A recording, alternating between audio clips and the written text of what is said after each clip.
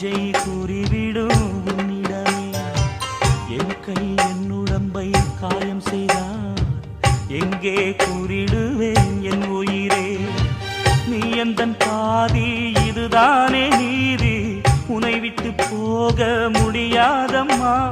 மறைந்தாலும் நான் மறு ஜென்மமே என்றும் தேடி வரும் சொந்தம் இது கண்மணி.